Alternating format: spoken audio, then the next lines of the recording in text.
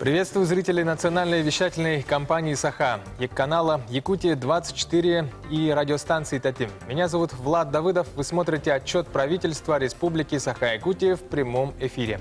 Сегодня речь пойдет о целом ряде важных для жизни республики вопросах и направлениях. Прежде всего, это сельское хозяйство, предпринимательство, туризм, развитие Арктики и отрасли ветеринарии. Позвольте сейчас представить вам участников программы. В первую очередь это заместитель председателя правительства Республики Саха-Якутия Михаил Викторович Никифоров. Добрый день, уважаемые жители Республики Саха-Якутия. Также в нашей студии сегодня работают министры, руководители. Позвольте их тоже вам представить. Это министр сельского хозяйства Республики Саха-Якутия Александр Павлович Атласов. Добрый день, уважаемые телезрители.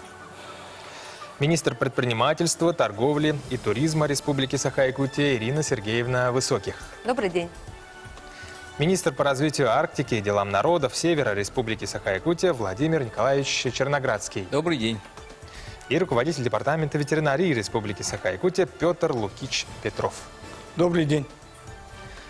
Итак, уважаемые зрители, сегодня мы работаем в том же формате. В первой части программы я коротко беседую с участниками эфира, а затем во второй, в основной части программы мы будем общаться с вами, уважаемые зрители. Будем принимать ваши звонки и вопросы прямо в студию. Специально для этого мы организовали работу колл-центра. Там работает моя коллега Виктория Федорова. Виктория, добрый день. Пожалуйста, расскажи, как организована сегодня у нас работа.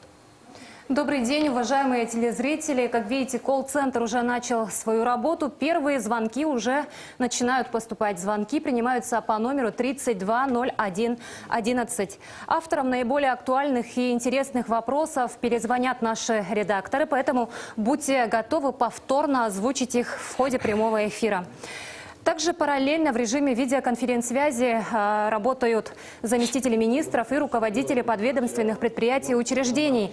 Они также готовы ответить на все ваши обращения. Я буду периодически подключаться и рассказывать, сколько вопросов и по каким темам поступило. Традиционно вопросы принимаются на двух языках, на русском и якутском. Ононы итылар гытын, сахалы, эме берехатын сөп. Өсітігіл колл-центр нөмірін санатабыт, отутыкке, 01, 11. Влад? Виктория, спасибо. Итак, позвольте начать отчет правительства Республики Саха-Якутия в прямом эфире. Начинаем с просмотра видеосюжета, подготовленного коллегами с телеканала «Якутия-24». Внимание на экран.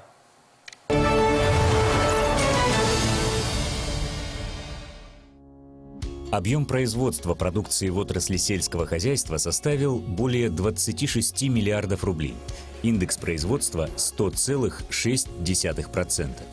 Отмечается увеличение поголовья коров и оленей. Валовый надой молока по республике составил более 162 тысяч тонн. Предприятие «Якутский скот» вошло в племенной регистр генофондных питомников по разведению якутской породы крупного рогатого скота, численность которого увеличилась до 2200 голов. Якутская птицефабрика увеличила среднегодовое поголовье птиц более чем на 60 тысяч голов, объем производства яиц на 14%. Создан фонд поддержки агропромышленного комплекса. За счет заемных средств фонда построены животноводческие комплексы в Мирнинском, Намском, Кобяйском улусах. При господдержке введено 3 животноводческих комплекса в Амгинском, Сунтарском, Хангаласском улусах. По региональному проекту создания системы поддержки фермеров и развития сельской кооперации 34 начинающих фермера получили гранты «Агростартап» на сумму более 115 миллионов рублей. 10 потребительских сельхозкооперативов – более 22 миллионов рублей. Оленеводческим хозяйствам предоставлена господдержка в размере 114 миллионов рублей. Главой республики Айсеном Николаевым учрежден День оленевода, который будет отмечаться в первую субботу марта. На модернизацию рыболовства предусмотрено 56 миллионов рублей. Посевная площадь сельхозкультур составила более 47 тысяч гектар, увеличены посевы кормовых. Заготовлено более 465 тысяч тонн сена, увеличены объемы производства сочных кормов. В оборот вовлечено около 5,5 тысяч гектаров земель, введено около 600 гектаров мелиорируемых земель. Построены силосные траншеи, изгороди, приобретена различная техника и оборудование. В сентябре введен первый этап третьей очереди теплицы «Саюри». Объем производства овощей и зеленых культур увеличился в 2 раза до 610 тонн. В республике создан Центр пищевых технологий. Объемы завоза грузов в арктические и северные улусы увеличены более чем на 3000 тонн.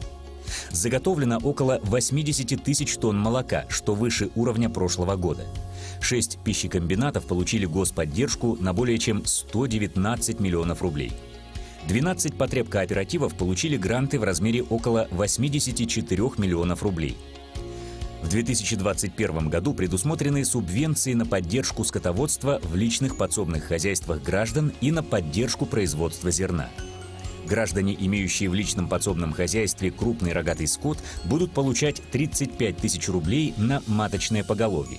В 2020 году сельхозтоваропроизводители за литр молока получали субсидии в размере 35 рублей, а с 2021 года будут получать 50 рублей. Начата реализация госпрограммы «Комплексное развитие сельских территорий». Более 50 граждан получили соцвыплаты, введено более 50 жилых домов, введена сельская ипотека. Завершена комплексная застройка квартала Сергелех, село Хатас Намского улуса. Ведутся работы по кварталу Сайдыи в селе Харбала-1 Чурапчинского улуса. В республике отмечается стабильная эпизоотическая ситуация. Случаев опасных трансграничных болезней животных не зарегистрировано. В системе электронной ветеринарной сертификации «Меркурий» зарегистрировано более 22 тысяч хозяйствующих субъектов. Выделено 30 миллионов рублей на чипирование и учет крупного рогатого скота с охватом 70% поголовья и полного охвата собак. Определены основные направления государственной политики, принята региональная стратегия развития арктических районов Якутии. Ведется строительство объектов социальной инфраструктуры. Начата программа переселения граждан из аварийного жилья. Впервые волоконно-оптическая линия связи пришла за Полярный круг в Оленёкский район. На очереди Анабарский, Момский и Верхнеколымский районы. Реализован пилотный проект «Единый Булун» по созданию локальной информационной интернет-сети в Булунском районе. Введены крупные современные автоматизированные энергокомплексы. В поселке Тикси ветродизельный комплекс ПАО «Русгидро», в селе Оленёк дизельная электростанция АО «Саха-Энерго». Начата реализация проектов «Молодой оленевод» и «Учитель Арктики». 11 молодых оленеводов получили по 1 миллион рублей на улучшение жилищных условий. Выпускники-педагоги, направленные в Арктику, получили проездные и подъемные средства. Проект цифровизации языкового и культурного наследия коренных народов Арктики одобрен Арктическим советом 8 арктических государств. Главой республики Айсеном Николаевым учреждены премия имени Григория Вельвина за вклад в сохранение и развитие чукотского языка и премия имени Николая Артемьева за вклад в сохранение и развитие долганского языка. По нацпроекту «Малое и среднее предпринимательство и поддержка индивидуальной предпринимательской инициативы» реализуется 4 региональных проекта с объемом инвестиций более 500 миллионов рублей. Федеральными мерами поддержки в размере более 4 миллиардов рублей воспользовались более 12 тысяч субъектов. Более 900 предпринимателей получили поддержку из регионального бюджета на 73 миллиона рублей. Сохранено более 1500 рабочих мест. Из бюджета республики также выделены средства на субсидирование части затрат в сфере местного производства и придорожного сервиса. Создана единая торговая площадка «Сделано в Якутии». ФПК «Якутия» и «Якутская птицефабрика» стали дипломантом и лауреатом всероссийского конкурса «100 лучших товаров России». Открыты дополнительные 5 окон центра «Мой бизнес». Оказано более 47 тысяч консультационно-информационных услуг, имущественных услуг, обучено более 4 тысяч человек. 7 субъектов стали участниками мероприятий корпорации МСП по выращиванию субъектов малого и среднего предпринимательства. Республику посетили более 33 тысяч гостей, что больше на 16,5% по сравнению с 2019 годом. Проект ТРК «Лена» вошел в 36 лучших проектов всероссийского конкурса по созданию туристско-рекреационных кластеров Агентства стратегических инициатив. 4 проекта стали победителями всероссийского конкурса и получили гранты на 10 миллионов рублей на развитие туризма.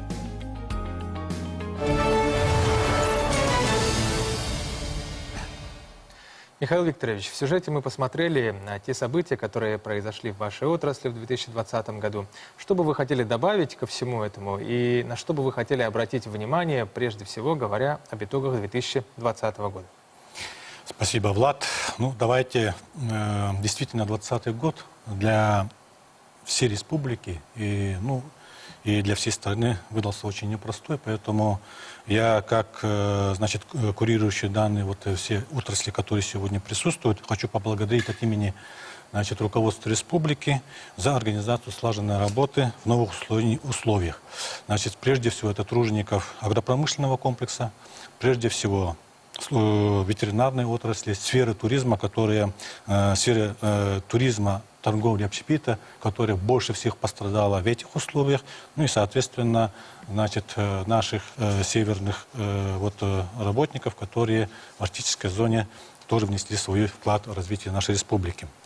Хотел бы здесь отметить, что благодаря в сфере торговли предпринимателям был обеспечен необходимый запас, значит, продовольствия, средств индивидуальной защиты, масок, антисептиков по всей республике. Конечно же, большое внимание было отвлечено на обеспечение безопасности труда, проведение контрольных мероприятий по соблюдению санитарно-эпидемиологических требований. Всего по республике проведено около 12 тысяч выездных рейдов на объекты торговли, общественного питания и сферы услуг во всех муниципальных образованиях Республики Саха-Якутия. Тем не менее, основная деятельность удалось сохранить, и они оставались в приоритете. Не буду повторять все то, что мы увидели в видеоролике, поэтому я очень кратко хочу остановиться по тем направлениям, которые сегодня здесь присутствуют.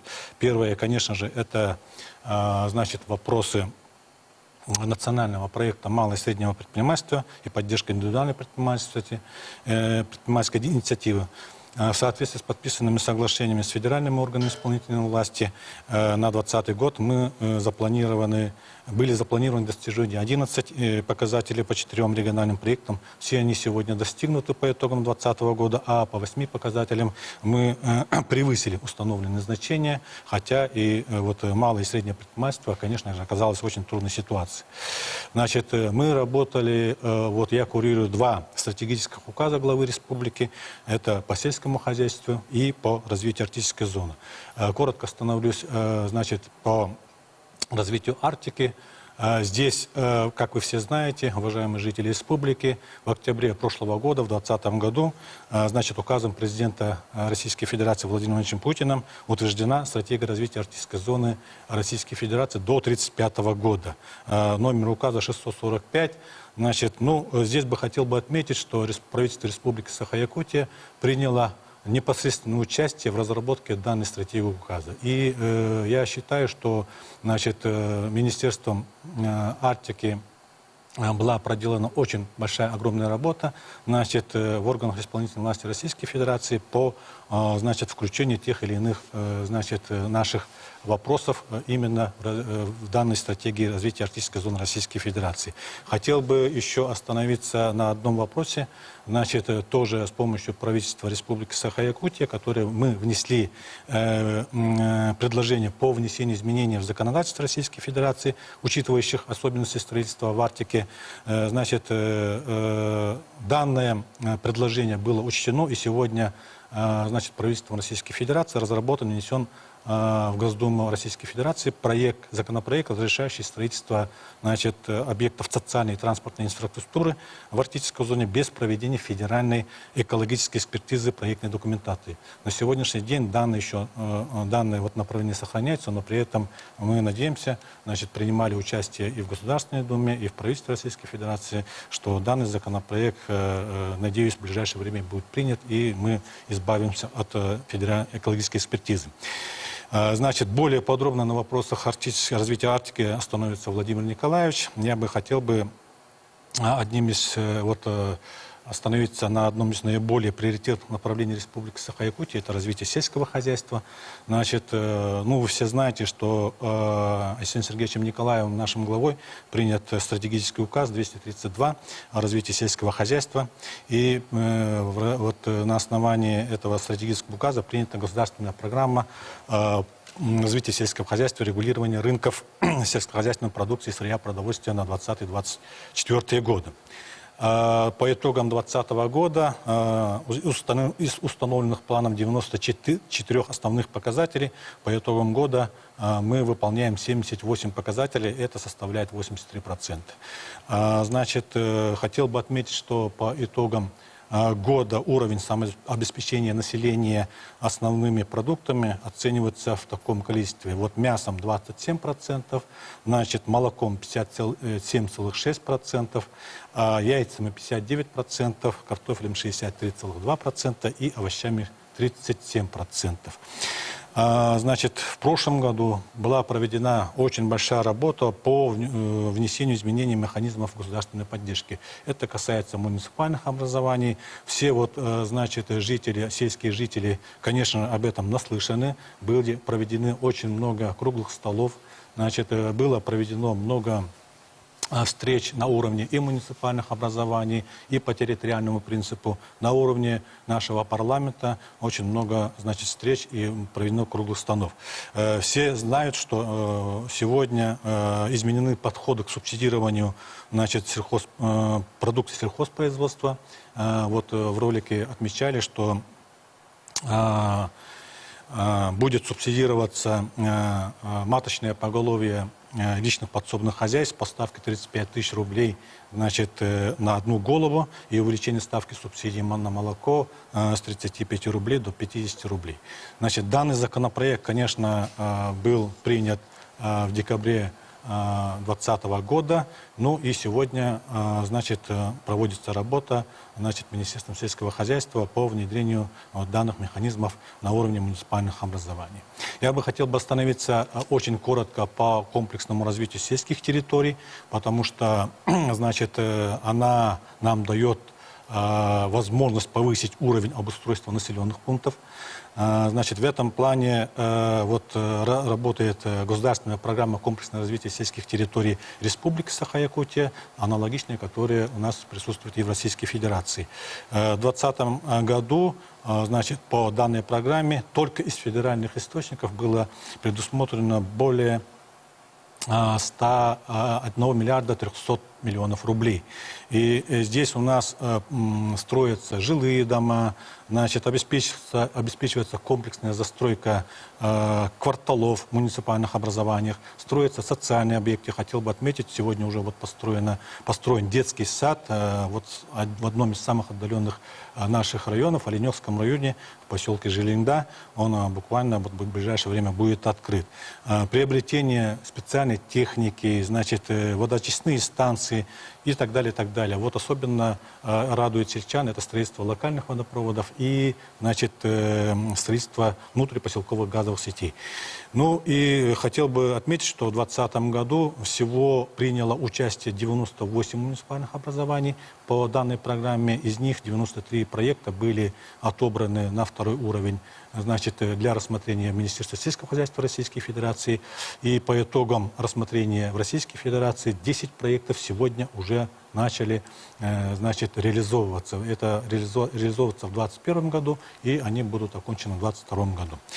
Нами создан фонд агропромышленного комплекса на базе ФПК Туймада. Значит, мы увеличили на 250 миллионов рублей уставный капитал, значит, данного фонда. Надеемся, что в ближайшее время, в будущем, значит, данный вопрос по увеличению уставного капитала и помощи селянам будет намного увеличено. Значит, вот работу мы в данном направлении ведем. Особо хочу отметить, значит, работу по оздоровлению, финоздоровлению скотоводческих хозяйств.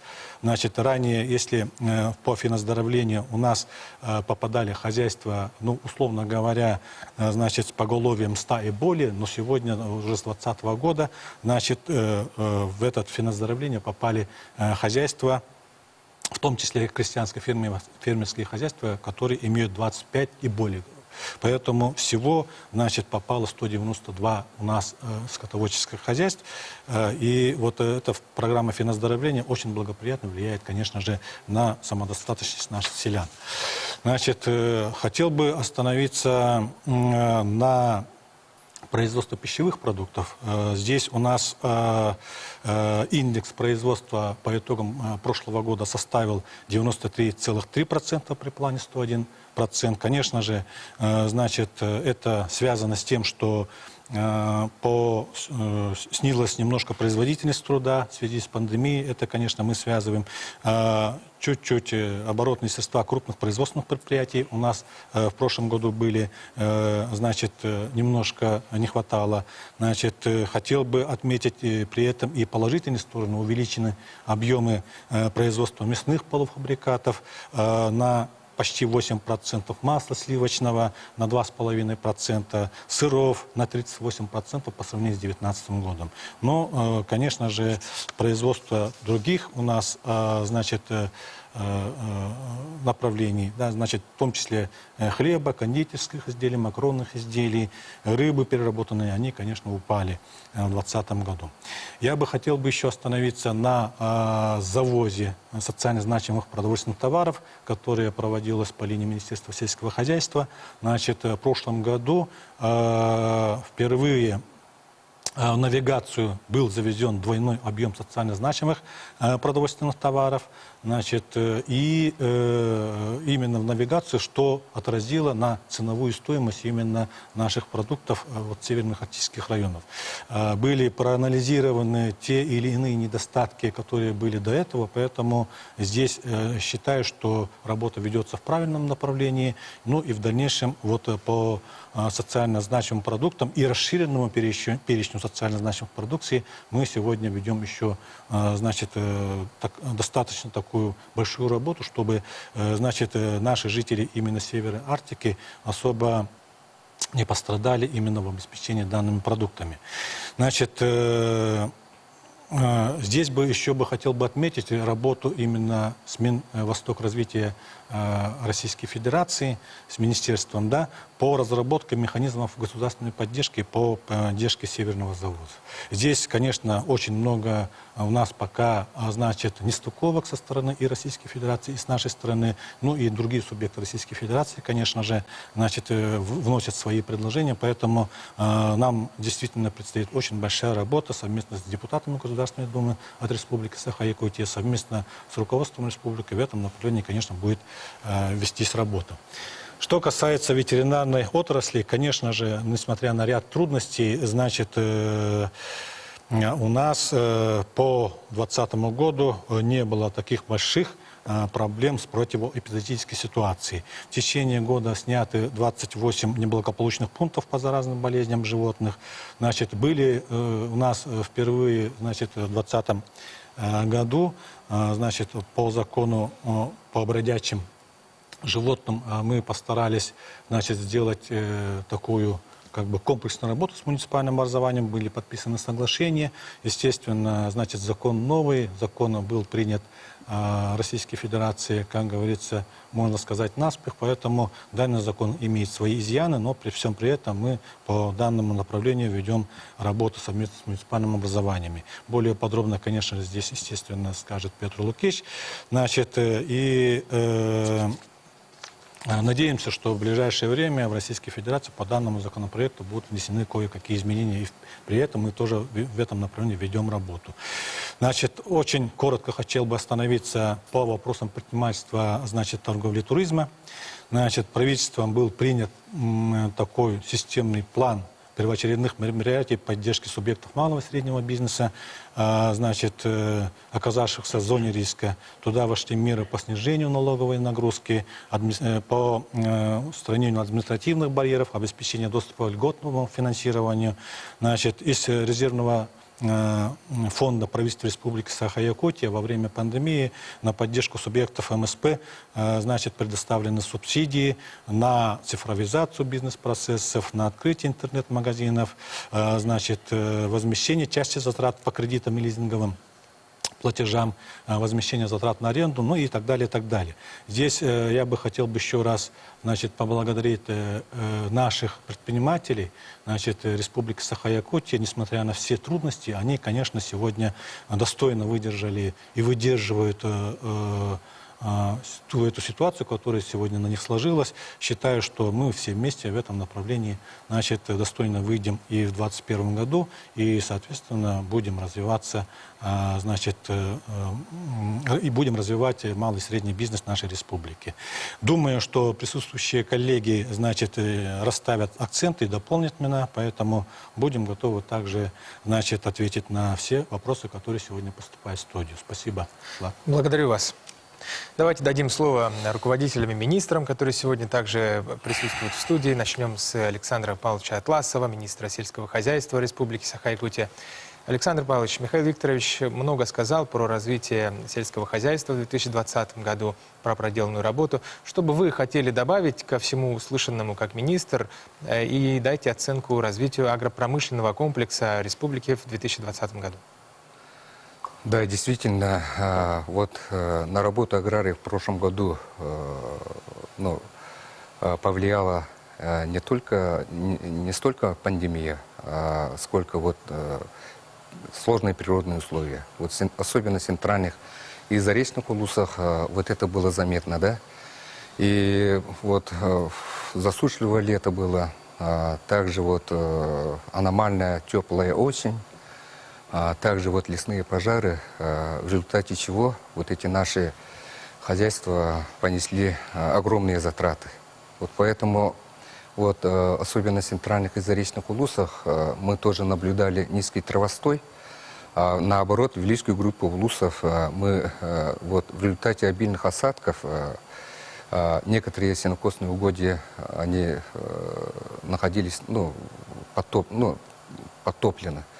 Вот поэтому вот в целях оперативного решения правительством Республики Саха-Якутия было принято решение о выделении за счет резервного фонда финансовые средства в сумме 22 миллиона рублей на создание мобильных бригад нашим хозяйствам и на заготовку страхового запаса сена. Да, по всей республике создано 160 мобильных бригад. Благодаря этим бригадам всего заготовлено более 20 тысяч тонн сена. В целом, в прошлом году мы заготовили 460 тысяч тонн сена, более 25 тысяч тонн силоса и более 13 тысяч тонн сенажа. Но, несмотря на это, вот тоже положение усугубили лесные пожары, в результате чего были уничтожены лесными пожарами 2390 тонн. Вот поэтому тоже многие хозяйства пострадали, они понесли убытки. Вот поэтому главой Республики Саха-Якутия тоже было принято решение за счет резервного фонда выделить 9 миллионов рублей на возмещение их затрат. Вот эти работы были проведены в прошлом году в ноябре. И деньги были доведены до наших сельхозтоваропроизводителей. Вот в основном, вот зимовка скота и лошадей по всей республике проходит удовлетворительно в штатном режиме. Руководство правительства держит руку на пульсе. Вот поэтому это основная, допустим, от этого все зависит, как мы успешно завершим зимовку, да? И от этого зависят наши плановые показатели, основные плановые показатели. Выполнение этих параметров, это производство продукции животноводства. Вот, пользуясь случаем, хочу поблагодарить нашим аграриям за их работу, ту работу, которую сейчас они проводят. И благодаря им мы вот прошлый год, итог 2020 год, вышли на плюс. Как было отмечено в начале, по сравнению, допустим, с 2019 годом валовый продукт мы где-то на 350 миллионов увеличили. Это у нас 26 миллиардов 26 миллиардов 600 миллионов рублей. Это индекс производства составляет 100,6%. Это получается у нас плюс, несмотря на сложные вот такие моменты. У меня все. Спасибо. Спасибо вам. Вопрос министру предпринимательства, торговли и туризма Республики Саха-Якутия Ирине Высоких. Ирина Сергеевна, как известно, пандемия сильнее всего ударила по предпринимательству, по бизнесу. На ваш взгляд, как якутская сфера предпринимательства пережила этот тяжелый период? Как правительство поддерживало свой бизнес и идет ли восстановление? Благодарю за вопрос. Действительно, бизнес-сообщество в Якутии очень сильно пострадало. Это касательно и собственных бизнесов, это и касательно занятых, которые в этой сфере трудятся. Но наши предприниматели очень сплоченные. У нас очень хорошо настроены взаимодействие между органами власти и бизнес-сообществом. Поэтому наш регион одним из первых принял пакет антикризисных мер для того, чтобы поддержать бизнес в это сложное время. Наш перечень видов бизнеса был гораздо шире, чем федеральный. Поэтому если на некоторые федеральные меры предприниматели Якутии не могли претендовать, то они пользовались региональными мерами поддержки. Их мы разрабатывали совместно с бизнес-сообществом. То есть это не орган власти спустил ряд мер поддержки, это труд наш совместный с предпринимательским сообществом.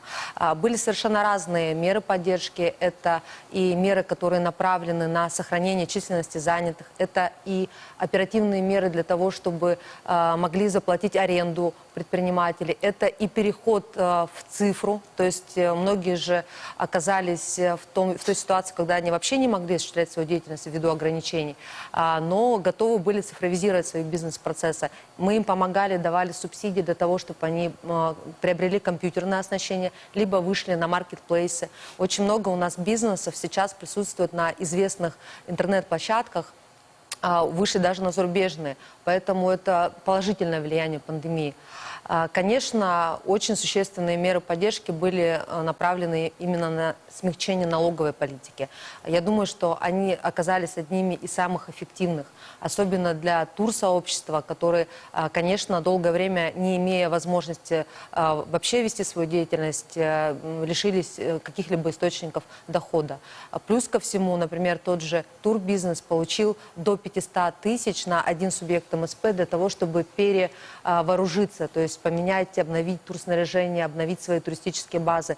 И уже ко времени, когда мы смогли запустить туристическую деятельность, они были открыты к приходу гостей, в том числе и зарубежных. Кроме этого, хочу отметить, что очень большую поддержку на местах, в районах оказывал центр «Мой бизнес».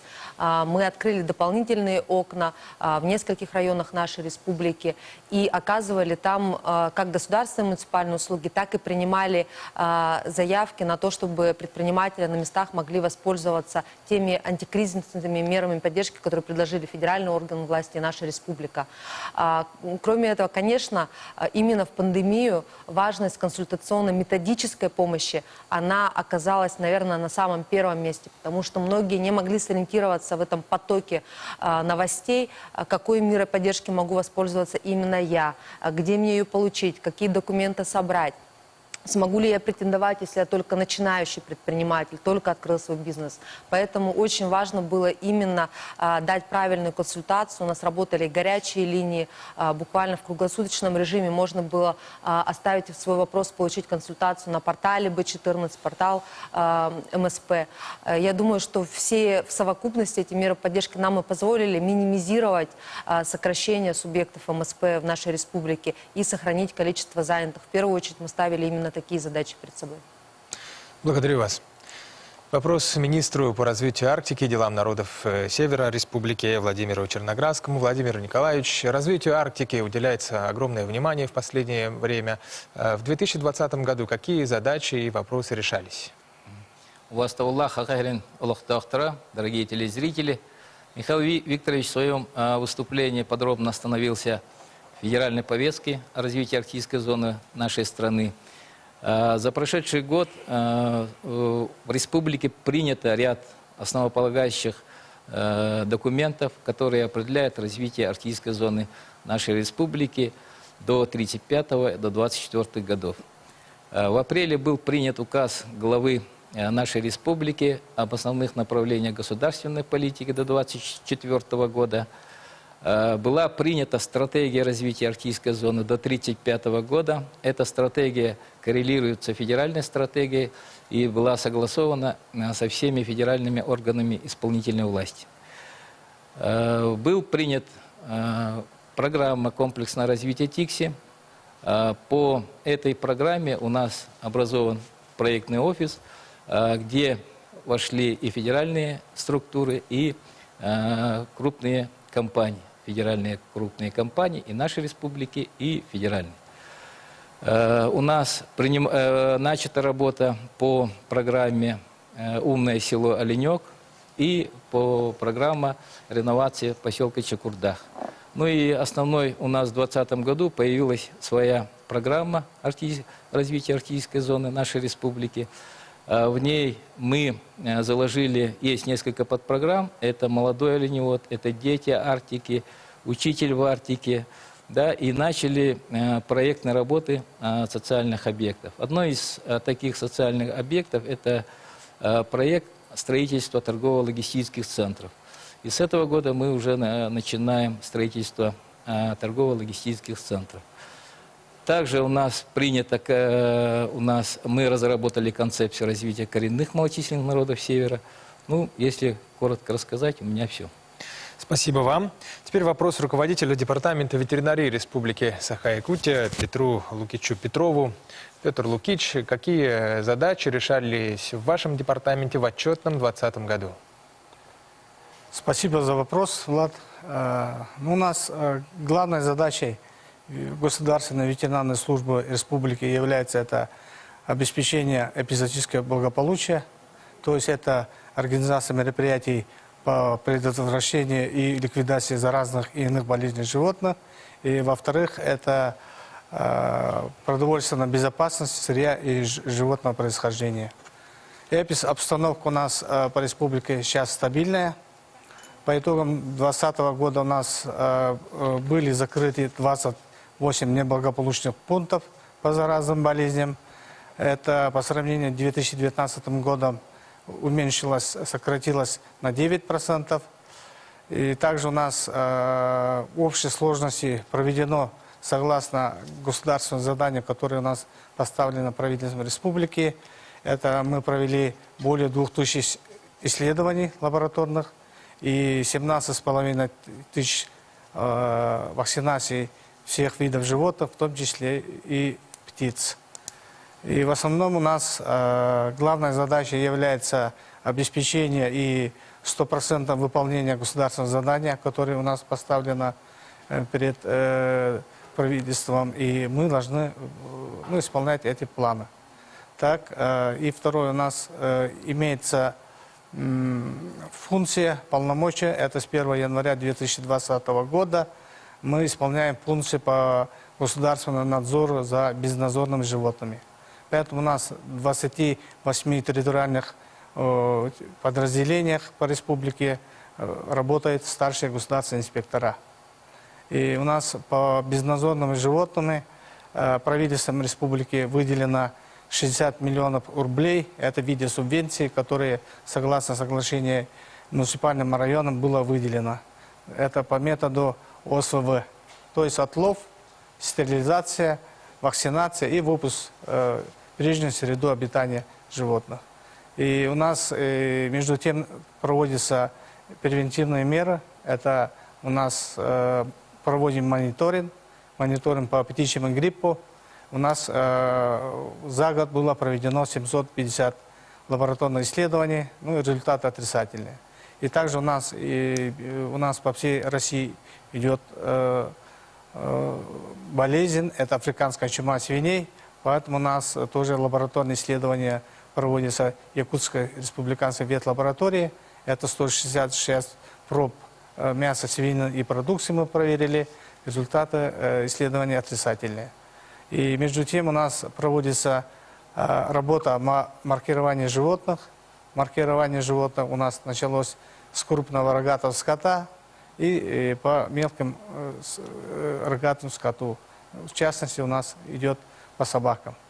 Поэтому сейчас в данное время идет активная фаза проведения маркирования. То есть мы должны закончить маркирование животных крупнорогатого скота, который сейчас стойловый период времени удобно сделать. И мы заносим реестр базы данных РЕК-Агро, который вводится в электронном виде. Также у нас мы проводим чипирование собак, поэтому в дальнейшем у нас есть планы по чипированию лошадей, оленей, ну и дальше всех видов животных. Поэтому в скором будущем ветслужба будет вести постоянный контроль животных, и на этом основании будем прослеживать все передвижения подконтрольных государственному грузов, то есть животных и продукции. Поэтому мы в дальнейшем будем контролировать и ужесточать требования к владельцам животных. Конкретно это по собакам. Поэтому у нас, надеемся, к концу 2021 года будем вести учет всех животных. Спасибо. У меня все. Спасибо. Да, спасибо всем за короткие, но содержательные выступления. Итак, уважаемые зрители, мы приступаем к основной части нашей программы. Зампред правительства Михаил Никифоров и его коллеги-министры готовы ответить абсолютно на любой вопрос касательно их направлений деятельности. И специально для приема звонков мы организовали работу колл-центра. Виктория Федорова там работает. Как дела, Виктория? Сколько вопросов уже поступило? Да, всего за полчаса работы прямого эфира в колл-центр поступило порядка 30 вопросов. И если коротко пройтись по содержаниям, то в основном преобладают вопросы относительно сельского хозяйства. Это и тарифы на ветеринарные услуги, проблемы животноводства и оказание господдержки. Уважаемые телезрители, заместители министров и руководители подведомственных предприятий и учреждений продолжают работать над вашими обращениями. Звоните 320111. В ходе прямого эфира прозвучат не все вопросы, но ответы в обязательном порядке получите все в течение месяца от курирующих министерств и ведомств. У нас пока так, Влад. Спасибо, Виктория. Итак, мы начинаем работу по приему звонков и ответов на вопросы. Уважаемый редактор, есть ли у нас звонки? Да. Итак, мы готовы принять первый звонок. Здравствуйте, мы вас слушаем, вы в прямом эфире. Здравствуйте, меня зовут Петр Николаевич. Я живу в Якутске, люблю путешествовать по Якутии. И в летнее время езжу в Амгинский район, на Малый Родин. Скажите, пожалуйста, как поддерживать сферу туризма в прошлом году? Спасибо. Ответит Ирина Сергеевна на данный вопрос. Да, замечательный вопрос, потому что буквально недавно у меня была встреча с главой Амгинского района. Как раз мы планируем на 2021 год очень серьезные проекты. В частности, мы хотим разработать проект туристско-рекреационного кластера в Амгинском районе по аналогии с теми, которые мы реализовывали уже в 2020 году. Многие, наверное, из вас знают, что в прошлом году у нас было достаточно много побед в сфере туризма. В частности, мы стали одними из лучших регионов. Из 115 команд мы вошли в топ-36 на всероссийском конкурсе проектов, направленных на развитие туризма в регионах. ТРК Лена Хангаласского района стал одним из лучших. Этот проект сейчас очень активно развивается. У нас есть потенциальные резиденты. Мы плотно сотрудничаем и с администрацией района, и непосредственно самим туристическим сообществом. Очень активно направления эти взяли и другие районы. Например, в конкурсе на создание проектно-сметной документации у нас очень хорошо себя проявила Арктика. Один из районов как раз стал победителем в этом конкурсе. В Булунском районе у нас сейчас идет уже активная подготовка к завершению работы над проектно-сметной документацией по проекту «Российский север Арктики». Не менее такой замечательный проект у нас в Амиконском районе. Это всем известный полюс холода. У нас там тоже очень большие планы. Как только эти проектно-сметные документации у нас пройдут госэкспертизу, мы претендуем на привлечение федеральных средств на развитие инфраструктуры. Поэтому, конечно, и в Амгинском районе, и в других районах нашей республики мы тоже готовы развивать проекты в области ТРК и призываем участвовать во всех наших конкурсах. Еще одну ремарку сделаю, потому что для для нас это очень важно. Мы в прошлом году подготовили наших местных предпринимателей для участия в федеральном конкурсе на гранты. 4 проекта у нас получили до 3 миллионов каждый. И в этом году мы также готовы помочь с бизнес-планами, помочь с технико-экономическим обоснованием. Буквально сейчас у нас идет специальный акселератор, и призываю всех, кто интересуется сферой туризма, даже если вы никогда не работали в этом бизнесе, пройти наши обучающие программы, и у вас есть такие же шансы, если у вас есть настоящее желание развиваться в этом прекрасном направлении. Спасибо. Спасибо вам. Еще один звонок в студии. Здравствуйте. Пожалуйста, представьтесь. Кто вы, откуда вы, ваш вопрос? Вопрос беремін, да? Пожалуйста. Бұл хотугу улустарга, артистическа улустарга шүйі ақсана нағағы ята. Уруккуһулларга тәннәті хан. Оны қайда қанлары қойбей. Итен түрет саққа сүйі тәден бары. Ити сүйіні хотугу улустарга тәнетен İçine balayda konuları havet eden hanalakpın men. Onu iti vapuruhanan Tekayestotun ministerstvoda onu iti artistiske ministerstva jarıktan yaktarın haber ya. Onu heget vakti yani et. Эп, мақтал. Так, темен бұл вопроска эппетен хағалым. Бұл вопроска улахан мақтал. Жағасы тобу особенно котулустарга бұл ынақ сөйі ағаябытын бәккеден білетен әте кығалғалақ вопростен мен өйдебін. То білген әтек қанады бұл екі түхінші үйір бағыл екі саңарығар бәйге республика бұтығар бұл сақа сөйі әтіқа жоны тәрілді официарны тәрілден білген үлетін сағалата. Білген кені кәккі районларынға филиаллардақ, бопсы ақсана бұл хақабыт сөйеті білген екі түхінші күйіс төбеға тәңнер. Бұл қолуыра манна мақтаны қанана бейге әбән бұтан тұлуға тойeta қасақа сөйеті бұл олырын ұлықсуян қабыт орыйына бұл әбән бұтанты оныптан өте бұл кәккі сылларға тәқаст министерствөтінніңі бұл сақа сөйетін Мовсенен республикаға сәмә артырғатыны үлелән тұта білген бұл сақа сөйеті мейненге, сонтарға, нүртбаға, намға, горный улустарга, аммад улустатын улустарга даже бу эмекан улур тие балар. Комойог энете бу котугу орыйоннарга сүйәк саны билеген агайы турар. Аманна бихека республика төтөн көмө суок болбатта холгунан баран бу колобура котулустарга субсидияны беге төбөтүн аксаныгар берен олар бут бачаңа дылы билеген даганы онук беребит. Оңон мата конечно этер боллакка бу коту хирге сүйе тутута особенно ахалыгын өттүгөр бу отурба тийбетинен еген маннатыны кетек кайыстылар сүннүнен бу ыргатар боланы дете агайтын өскетелдер. Ота жадашын нигитин бу направленияга Александр Павлович туок планадаган лин эбиетеден эренебин. Та мактал бапрогнен. Та көдөгөттөн статистика көрдөрүнөн кеникыларга котулустурга Кыбахакан нагар болбата опсай нак аксана ачаһын бар. Айта индике түгөр тоқчен. Холгора билген киндер төбөтүгөр ылалдар булла. 35-тигинче ганарынакка ден. Онуттан аспыкка ити вопросы меки 3 тура дибута. Поставка тулдан тарарга ден. Онутта беги соконулдан турабыт, онна бу сокон мутырылдан турар.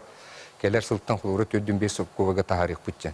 Төшүрүн Кахалга тоққа хатары дил боллаққа именно бұл сирен бапруғар, сир бапруғар оны ағалық бапруғар. Олар бұл әбән бұнаттай. Наға ғырқан қыстыға ағанырар. Бейхем антан 200-тен таққа туаннаттан ете от тағытын тәрияға жабыт. Олар бұл манна транспортна расходын полностью 100 бриган уйына бұд. Онаттан атлағар өттін бәдірінен тоқтылар бұлла. Енді көтті ұратты хемейін нүкөме барияға. Онатты бұл Михаил Викторович әппеден күрдік аспысылға Бу Жакускай саханага диен гузасыны каганы терилден турар. Бу терилтеге бихи эребби толо болған. Тоожерген билген буланнан билген оттан име эти бытнан жаңы лухуттан име кийде холро полис холада отут тебе саханаған итеметі ден оноттын бейхенні көттігіретінің бұланна мұт филиаллары сөргітен, иннекі өлегерген білген өле бара тұрар. Оноттан саханаған күтті тәңе бұланна мұт қанық ұлыстарға төхілі төбені идер битен туқту бут. Оноттан этеметі туасыны бұл кәнекі ғылларға саханағар особенно ба аспысылғы кедіңі түйілбі ғылға бұл сүлдікер мені ұлығы ме филиал тәрейді бит олынна саңақ 200 төбелі қотан тұтты бұд, нам ұлығыр тасты селене тігеріме сүзбейін төбелі саңақ қотан тұтан келдерді бит. Оныттың бұл нүрбаға аканаға әме сүзбе төбелі әме саңақ қотан тұтылдан келді. Оныттың бұл 5 жыл егер балай дәлбе қолы барды, оныттың ені көттігіременік үлі қамнас бар еден етебін. Спасибо. Мне сообщают, что еще один звонок также уже в студии. Мы готовы выслушать вас. Пожалуйста, представьтесь и ваш вопрос. Никулин Алексей Алексеевич, работающий пенсионер, Момский вуз. Я внимательно слушаю каждый год отчет правительства. И вот сегодня хочу задать такой вопрос. Жизнь фактически в вузах дорожает с каждым годом. Какая работа проводится сегодня для улучшения качества жизни и на что можем рассчитывать в этом году мы, жители Момского улуса? Спасибо. Давайте сперва дадим слово Владимиру Николаевичу. Уважаемый телезритель, огромное спасибо за вопрос. Но не говорить о том, что не идет развитие, это, наверное, неправильно. У нас в Арктике идет развитие. Я вот в своем выступлении остановился о документах, которые будут определять развитие арктических наших районов. В прошлом вообще у нас идет строительство социальных объектов во всех арктических районах. У нас оптоволокно пришло в прошлом году в Оленёвский район, и оно дальше будет идти до Анабарского района. У нас жители Арктики в прошлом году указом главы освобождены от транспортного, от имущественного, земельного налогов. Ну и по федеральному закону о развитии предпринимательской деятельности у нас уже появляются арктические резиденты, которые и будут иметь определенные льготы. И республика тоже сделала свои льготы. Это предприятиям-резидентам установлено определенные льготы. Что касается Момского района, что будет, вот я немного рассказал о развитии торгово-логистических центров. В этом году у нас будет строительство в Абыйском районе, где торгово-логистический центр. Торгово-логистический центр – это современный, скажем, центр, где будет иметь теплые и холодные склады, и самое главное, оно будет иметь овощехранилище. Поэтому в Момском районе будет в 2022 году такой центр, и мы его планируем. А с этого года оно будет обеспечено с Белой горы. В Момском районе имеется промышленное освоение идет, и с этого года нам стоит очень хорошо поработать. Более 80 лицензий выдано на геологоразведку. И Момский район у порога промышленного развития. Поэтому мы должны тесно с вами отработать, чтобы когда компании придут добывать, то мы должны с ними отработать, чтобы у всех была соблюдены законы нашей республики об этнологической экспертизе. Ну и каждая компания должна иметь договора, соглашения о социально-экономическом развитии. Таких примеров у нас много. Это Оленёвский, Анабарские улусы, Жиганский, Булунский районы, вот арктические районы, которые имеют с промышленными предприятиями договора социально-экономического развития. Вот коротко у меня все. Спасибо. Спасибо вам. Итак, еще один вопрос. Здравствуйте, пожалуйста, задавайте. Здравствуйте. Слышно меня, да? Да, слышно. Ага. Меня зовут Михалева Нурбияна Егоровна. У меня такой вопрос, да? По безнадзорным животным. Есть же федеральный закон, да, который предусматривает, что, тут утанбаран, около ламбаран, или стерилизация ламбаран, да.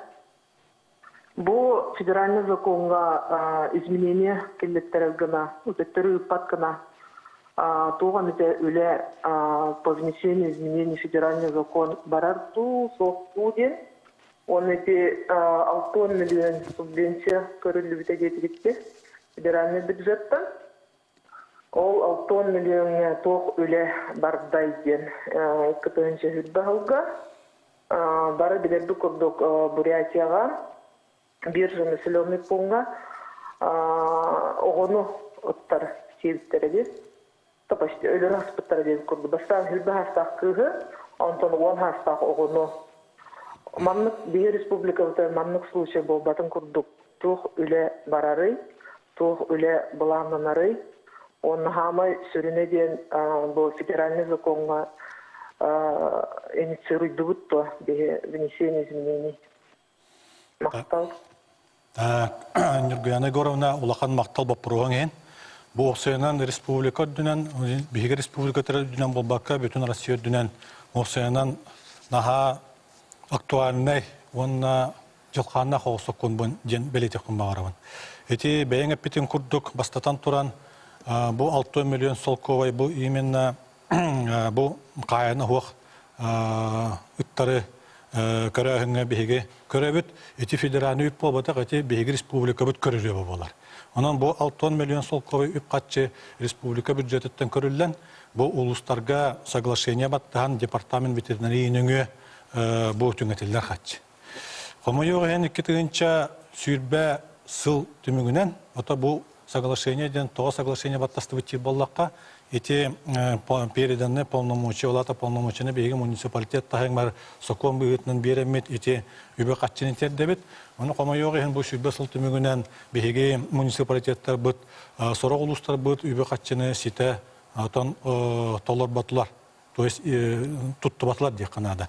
Ondan kasta причиналар. Birinen sonra uluslarga, kolabora, kotin uluslarga etibop pros mopsaynan turu hoğun söp. Toya takka kotular otan beylere bu ittara otan hicce veriyaktar, ondan eti etengadalı kıra imbeyrekler etibop pros turbar.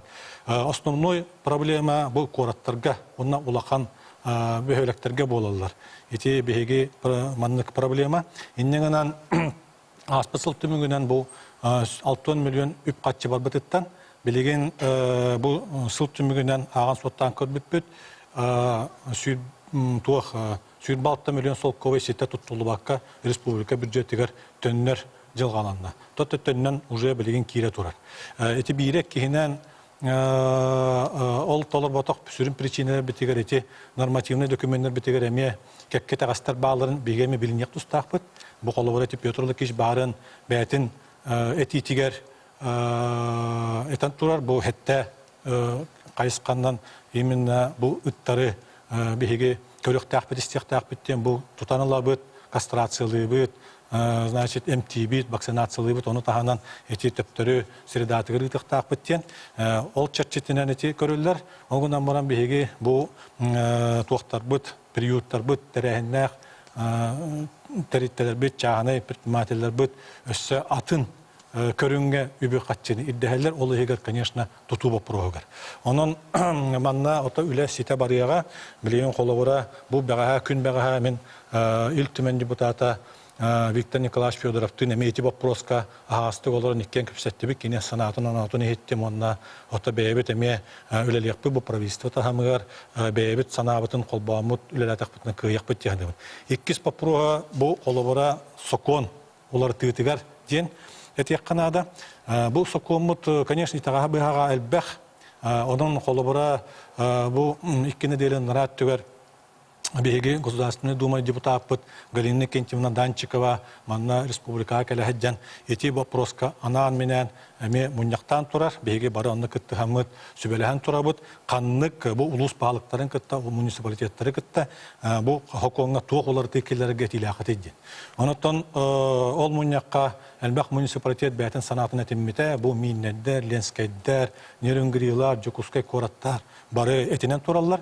Онуттан суругунан бирбиттерин беге бу сүймәддән түмәммет, бартын санабытын, набытын түмәм гринне кентем наме, бу Госдума депутатыгар ыытан турабыт. Бу соконларга улартыга үлелек кайынден. Онан мен санабар эти соконга Россия тахамыгар эти ырахан балыганы өскүр быгылак, ото быгылак та булбатак бар дела. Онан механабар федеральный тахамга эти соконга улартыла тере кирихтерден кайдагы эрек турак саналакпыт. Ол гынан баран ол сокон улартыта телеритите именно бу сокону күйүрдер сыллак үлелектак. Онна то беге манна субъекттар ол эгер беге сахабат селе эме күскө үлелер буланнак. Все, благодарю вас. Мне только что тоже редакторы сообщают, что вопрос на линии. Здравствуйте, добрый день, вы в прямом эфире. Слушаем вас. Здравствуйте, меня зовут Андреева Лена, и у меня такой вопрос. Сейчас много говорят и пишут в социальных сетях о самозанятости. И вот какой налог должны платить самозанятые и сколько это будет? И видно ли это будет в мобильном приложении «Мой налог»? Спасибо. Спасибо, Лена, за вопрос. Вот вопрос самозанятых – это очень сегодня актуальная тема. Мы в 2020 году, уже вот со дня принятия вот некоторых нормативных актов на уровне Российской Федерации, у нас по вопросам самозанятых как раз в республике обстоят дела, ну, можно сказать, неплохо. Но вот здесь я попрошу Ирину Сергеевну действительно ответить и, как говорится, внести ясность. Да, замечательный вопрос. На самом деле, я бы даже сказала не то, что неплохо, а намного лучше, наверное, даже, чем в других регионах. Потому что тот показатель, который мы ставили на 2021 год, мы его исполнили еще в 2020 году. У нас более 5000 занятых было уже в декабре 2020 года. Наверное, как раз то, что все ушли в цифру, все ушли в интернет, сыграло тоже в этом какую-то роль, потому что вся наша рекламная кампания, которую мы тщательно планировали в 2019 году, она дала колоссальный результат. У нас с первых недель начали активно регистрироваться в качестве самозанятых не только в городе Якутске, но и в наших районах. Если, отвечая на ваш вопрос, подойти к сутевой части, 4% вы будете платить, если вы будете работать на рынке B2C, то есть если вы будете оказывать услуги, например, физическим лицам. Если вы будете работать с организациями, то есть будете работать на рынке B2B, то вы будете платить 6%. И на этом все. То есть никаких дополнительных налогов, как, например, у индивидуального предпринимателя, у вас не будет. Вы не обязаны за себя платить даже страховые взносы. То есть самозанятые платят только со своего дохода. Есть ограничения, например, есть ограничения по годовому доходу, это 2 400 000. Но как только вы его превысите, чего я вам искренне желаю, конечно, стремиться нужно к большему, вы всегда сможете перейти на другие формы налогообложения, сделать это очень просто в мобильном приложении, которое можно скачать как с сайта налоговой службы, так и посмотреть видеоматериалы и скачать то же самое мобильное приложение на нашем портале, портал b14.ru. Но если нужна будет какая-то дополнительная консультация, мы всегда ждем вас в центрах «Мой бизнес». Спасибо. Спасибо вам. Мы продолжаем. Это отчет правительства Республики Саха-Якутия в прямом эфире. 320111, телефон нашей студии. Итак, еще один звонок у нас в студии. Здравствуйте. Алло, слушаем вас. Говорите. Здорово. Здорово. Здорово. Михаил Викторович, ты аргановым, богон тартан крестак лотонов горный выросте.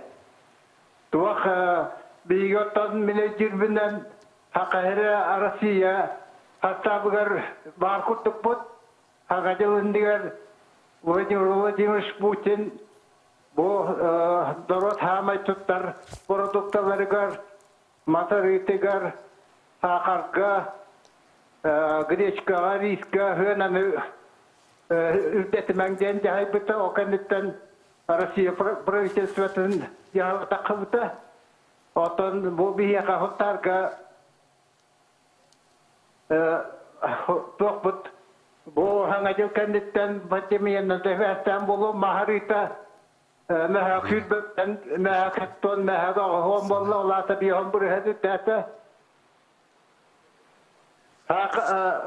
Hakarka kolor biyon hokovaytan ağuhan toğuhan bolla. Bitinetahından greşke kitabı ürdate.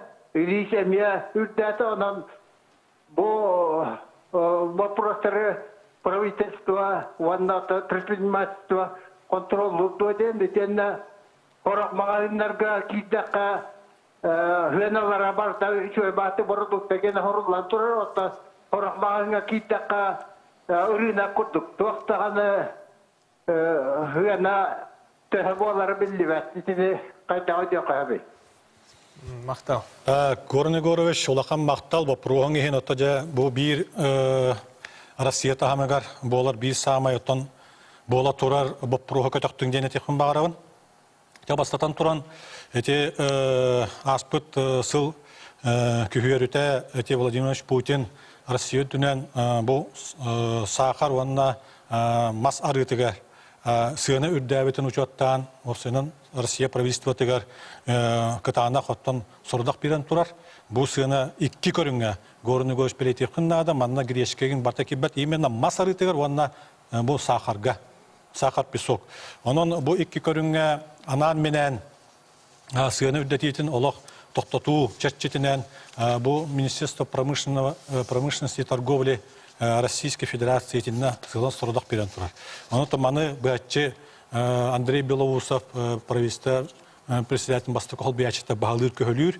Отан Бейгі Республика бұтығар ете бапырғынан бұл бүгін предпринимательство министерство это непосредственно жарықтана олар дене текпін бағарабын. Берінен еккігінен хүтбә икки Бейгі Республикаға сүтбәкке бұл улахан тахамнақ аптовай атыер гентериттелері bağlılar. Keniler bu boşanan кейсир продуктатын boşanan bu soğuru regionlardan atılağan ağalamanna bu açığı orta biznes canıgar teritoryallarga atılırlar. Ondan behege Россия правительствотын рекомендациясынан bu соглашение Баттаталыбыт, ол күрдік күн бүгінгі тұрғынан бұл сүрбекке крупный манық аптовай тәреттелерден 10 тәретті бұл соглашениені баттан оралылар. Оннатан ол соглашение дайшы баттығыға үлі барар. Маннатан сұрықтар баттабаққалар олара бейі сүрін причинелек той таққа қомайық ехен бұл бейеқа сақабыт серегер сақар песок тағаны, онна масарытадан оғылы бат. Onun барта тас регионаттан келер, оның соғыру регионаттан келер болан, бұл регион поставщиктар бұт әме кен итінне кәкке өрақаттары өскетін олар боланлар, бейге улақан бұл қолы тәреттер бұт әме тұттынар түгенлер әме бағалар. Оны үсігінен әтекін бағарабын, бейге предпринимательдер бұт еті соглашениені сүнінен тұтуға атылар. Оның қолы мен бүгін бәлетекпін бағарабын. Бұл горны көріш еті бапроска сұнтарға, бар бапростарға түмін білген бұл Ирина Сергеевна манна істен олар, кене қаттан бұл туақ кәнеттен, эфир кәнеттен оттан кәпсет еқпет, оны сұнтарға бар проблеманы мен сана бар Ирина Сергеевна бәтінде түттен көрірді боларын бұғыттан бәлір бәрі кәлін көріқтір. Спасибо. Итак, еще один вопрос у нас в студии. Здравствуйте. Представьтесь, пожалуйста, Дрова. Студия Варджуннор. Менчуалан Александр Павловичка вопрос переговорим, бэм юрболу тахутявын Листяров Александр Иванович девмен.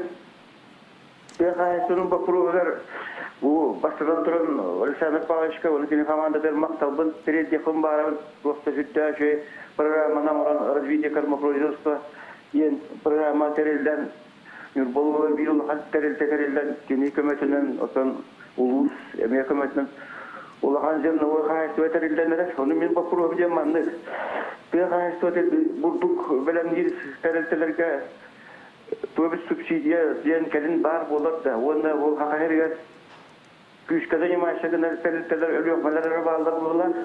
Onu ikiz vapurum elbette siyemetin ünleriyle tuğbit konkretne bile baranlardı. Maktav. Александр Иванович Вапруни Мактал. Это был итепит программа развития кормопроизводства, идем программа была там бехесылын лир болар. Бехет сылая республика бюджететтен эмия сөптөк үбү көрөбүт. Ол көрүлөр катчыга улус өттүттен бәдеремете отборга кытталдыргар софинансирование быгытнан эме отчы жок катчыны көрөлөр. Онотон тух Александр Иванович оттон билер булукта быгатчылыгы жеркеги болорун быгытнан бастыгытнан ите үп катчы табихи каратыгалары тигилдер дибет. Биле ыгар иен юне это кормопроизводственны юне этин ыгар иенин кытчаттыбыт. Ол сотугар колора былрын 16 улус кыттан турар, ол иннеттон агая улус эте. Онотон билген бар улустарга бартыр ите программа кыттерге возможность бар болду. Бастыгытнан ите үп катчы канна барар иден. Колора биргалууд багыныны сөргүтөһөн, ол багыны күрөтүн тутагына сельхозтехниканы лаган, присыпной техника, траншея орута. Тагоны бехис то саңа направлениени килдерди бит ите кисчагар Александр Иванович тарибит попругар. Бу туох мини сыктырылаган. Ол ветер дробильный установкалар оборудованиялар ылаганы бу ми программа килдерди бит.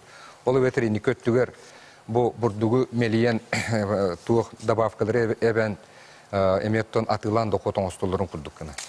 Отто бу бурдугөттүгөр бехи быйыл ите хаңа хокон чертитнен быйылгаттан ите полномочияны улустарга берен турабыт. Ол инне бехи бу мисикос бети быхатчы жарыктанарыта. Бехеттен үптен катчылан гектарыгар ден улустарга берди бит. Онан улустар быйыл итеттен бедерүллү гектар онна ите гектарыгар онтон именно бу заготовкатын өттүгөр бехи аспысылга кединчи хүтбехылга тон эме бюджетке үп катчы көрөмүт бу бурдук оңордокторуна возмещение көрөргө ден онун эме программаны ылынан турабыт. Ол оннотон былырын аммалуга кыттан билген оттон шүйдү үлүлөр. Инни көттүгөр өлүөкмети повестин кахайство кыттан сөп ите Алексей Петрович Самсонов оннотон ите каңала сөттөр качыгат эме кыттан сөп ите нүрбөттүгөр хетерилтет кыттан сөп ите программа оннотон 2-нче хүбби бир сылтаната бехертен эме хокуңы килдерен турабыт. 2-нче хүбби бир сылтаната бу именно соготопка ден субсидияны көрөр болабыт.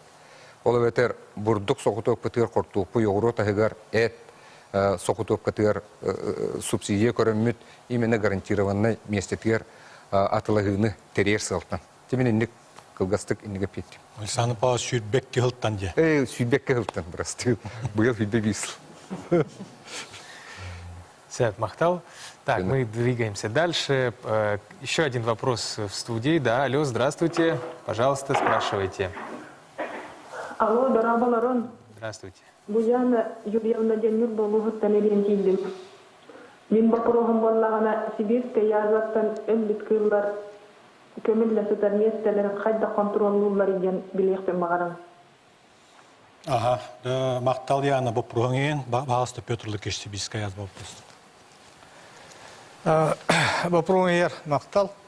Бехи республикатын үддінен опсая 293 Сибирия зонай захоронениялар барта учоккалылан туралар. Ол бұғытынан архивнан дайнадыр бұғытынан тығынчаға 193 тыллақтан учоккалы жаллар.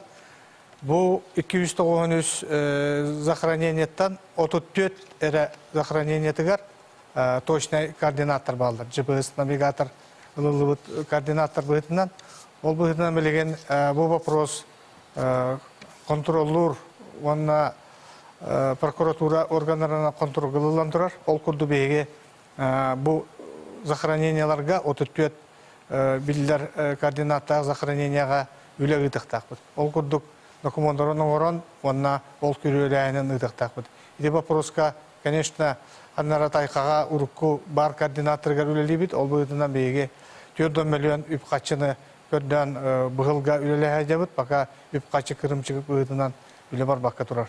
Бу быгытынан уже үстө тыллагаттан хагалан дорожная карта ден план мероприятия олан турар. Ол быгытынан үле күн-түн бара турар. Онан бу вопрос үсөдагана контроль кылылан турар. Онна барта бу үледе барыга ден этебит. Спасибо. Итак, отчет правительства в прямом эфире продолжается. Прием звонков также мы ведем беспрерывно. Алло, здравствуйте. Мы вас слушаем внимательно. Ага, здравствуйте, Михаил Викторович. Я Яблонская Александра Петровна, предприниматель из Среднеколымского улуса. У меня вопрос про север. В прошлом году в Госдумой был принят закон о преференциях для инвесторов в Арктике. То есть они не будут платить налоги. Какие плюсы для республики от принятия такого закона? Спасибо, Александра Петровна. Значит, вопрос такой очень актуальный сегодня, поэтому более подробно, чтобы по данному законопроекту, я бы хотел попросить Ирину Сергеевну, значит, или Владимир Николаевич, пожалуйста. Оба, наверное, можем ответить. Ну, спасибо за вопрос, Александра Петровна. Конечно, это вопрос очень актуальный. В прошлом году был принят федеральный закон о поддержке предпринимательства в арктической зоне нашей страны. По этому закону резиденты, тот, кто становится резидентом, он получает определенные преференции. В прошлом году шло заявительного характера, ну и совместно с Министерством экономики, совместно с Министерством предпринимательства мы работали по привлечению резидентов в арктическую зону нашей страны. Ну и у нас в прошлом году получило одно промышленное предприятие, это акционерное общество Ян Олова, стало резидентом, и с вашего района ИП Зимов, да, со своим проектом. Поэтому мы всех предпринимателей, подходите к нам, подходите в Министерство предпринимательства, мы вам поможем, как, чего и что сделать, чтобы стать резидентом арктической зоны нашей республики. Конечно, в этом году надо нам все-таки и предпринимателей сделать резидентами арктической зоны, оно, естественно, сулит определенные преференции. Мы будем рады вас видеть в нашем министерстве. Спасибо. Вот, я бы хотел здесь добавить, да, вот мы с Владимиром Николаевичем, значит, в рамках поездки в Москву, значит, обсуждали данный вопрос Миндаль Востока. Значит, как привлечь действительно предпринимателей в арктическую зону, это вопросы такого рабочего плана, но при всем при этом, значит, со своей стороны мы действительно стараемся, значит, внести в этот закон кое-какие изменения. Пока это не будем озвучивать, но при всем при этом работа именно по улучшению законодательства у нас ведется. Во-вторых, значит, мы принимали, значит, участие в заседании комитета в Государственной Думе под руководством Николая Михайловича Харитонова, и как раз данный вопрос тоже мы обсуждали уже в работе комитета Государственной Думы, и действительно депутаты Государственной Думы очень заинтересованы именно в развитии предпринимательства именно в арктической зоне Российской Федерации, в том числе Республики Саха-Якутия, поэтому они очень так подробно расспрашивали наш опыт республики и, конечно, послушали со своей стороны пожелания именно в улучшении законодательства Российской Федерации. Спасибо. Очередной вопрос. Здравствуйте. Алло, мы вас слушаем. Здравствуйте. Ирина Сергеевна, наверное, вопрос. Какие туристические маршруты есть наземные на автомобилях? Мы 3 семьи на 3 машинах хотим выехать на неделю. В Вилюйской группе районов, в Заречной группе районов или Кангаласский или Намский улусы. Какие маршруты есть? Спасибо. Спасибо большое за вопрос. Может быть, я буду, конечно, немного субъективно, но если по Вилюйской группе районов, у меня, например, есть любимый маршрут, который я со своей семьей совершила летом во время своего отпуска. Это Нюрба, то есть мы ездили на гору Сата, где отдыхали, наслаждались сакральным местом, природой, рыбачили, гуляли. И я считаю, что это, наверное, один из лучших отдыхов за последнее время, потому что это родная земля, и действительно всем советую. Мы хоть и летом немножко дольше ехать до Нюрбы, то есть дорога все равно не такая гладкая, как ее делает зима. Мы ехали примерно 10 часов с остановками. По дороге прекрасный придорожный сервис у нас. Он, кстати, тоже поддерживает со стороны Министерства предпринимательства. До 500 тысяч мы субсидируем затрат на придорожку. И я увидела своими глазами, что это действительно очень нужная и результативная мера. Поэтому вот по Вилюйской группе отмечу прежде всего вот этот маршрут до горы Сата. Я знаю, что очень многие именно сакральные туры туда реализуются. Мы только будем это поддерживать. Буквально вчера мы обсуждали с управлением архитектуры, как мы будем развивать эти точки именно с точки зрения комфортной городской среды, с точки зрения ландшафтов.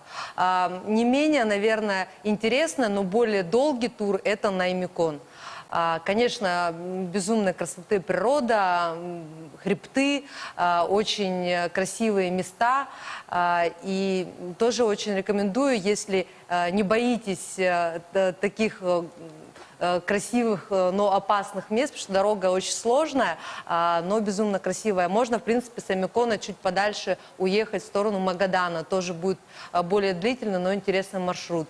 В самом Аймиконе очень много интересного и в поселке Аймикон, и в поселке Тамтор, где у нас центральный хаб туристический. Если чуть-чуть подальше отъехать, можно попасть в село Ичугей. Это село коренных жителей. Там можно познакомиться с оленеводами, попробовать даже их быт.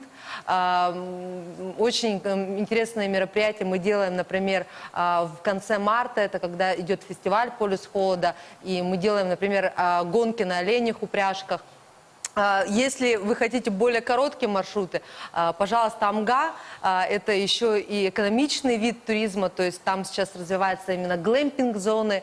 В Хангаласском улусе у нас тоже замечательные глэмпинг-турбазы уже, например, «Берег легенд» в Булгунихтахе. Я могу продолжать до бесконечности. Якутия у нас огромная, и в какую сторону не поедешь, это совершенно разная природа, это совершенно разные турмаршруты, но они все очень интересные. И я очень надеюсь, что мы будем развиваться еще и в сторону Арктики. Сейчас там немного маршрутов, но у нас большие планы, в том числе с нашими коллегами из Минарктики. Спасибо. Спасибо. Еще один звонок. Здравствуйте. Вы в прямом эфире. Алло, говорите, пожалуйста. Здравствуйте. Здравствуйте. Меня зовут Павлова Софья Егоровна. Я из Булунского района. Хотела бы задать вопрос уважаемому правительству. У меня волнующий всех жителей вопрос. Почему наша республика много внимания уделяет международному сотрудничеству в Арктике? У меня все. Спасибо. Ну, Софья Егоровна, спасибо за вопрос. Тоже один из актуальнейших вопросов. Но давайте начнем вот как бы издалека. Если вы все помните, все жители республики помнят, когда наш первый президент Михаил Ефимович Николаев, значит, бытность президентом республики, начал работу именно вот в части развития республики не только вот внутри самой республики, но не только за пределами самой республики, значит, на территории Российской Федерации, но и за пределами, значит, Российской Федерации. Если вы помните, у нас даже до сих пор существует Министерство внешних связей. Значит, это первое. Второе, в бытность вот президента Михаила Ефимовича у нас многие студенты, значит, многие наши выпускники школ обучались в высших учебных заведениях не только, лучших высших учебных заведений не только Российской Федерации, но и за пределами нашей страны. Вот сегодня, вот части Арктики и так далее, вопрос сегодня очень актуальный. Я бы хотел попросить Владимира Николаевича здесь дополнить, и какие у нас планы вот именно в данном и в Арктическом совете, и в работе с международными организациями.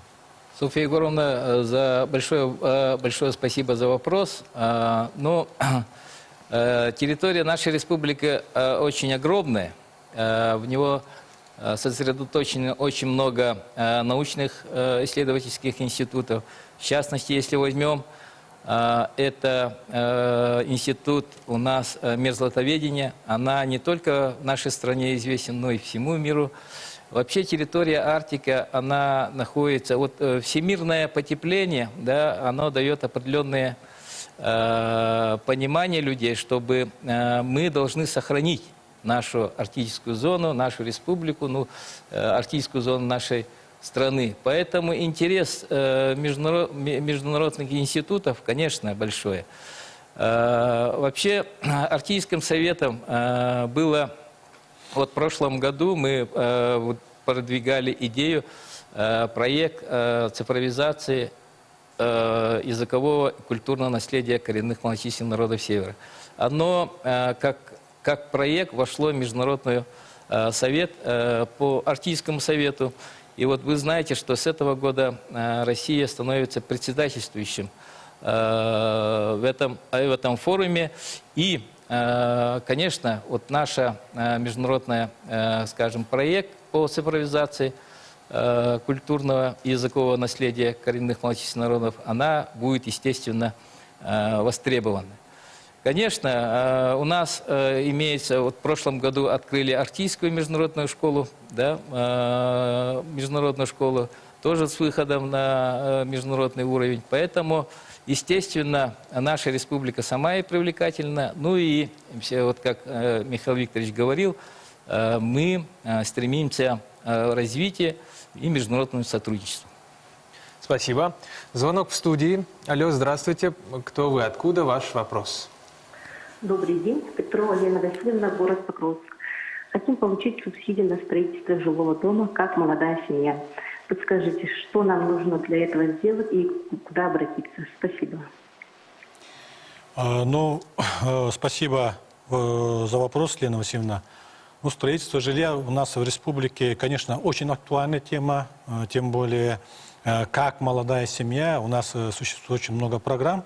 Давайте вот, что касается именно по линии сельского хозяйства, именно по данному направлению, Александр Павлович, надеюсь, вам даст ответ.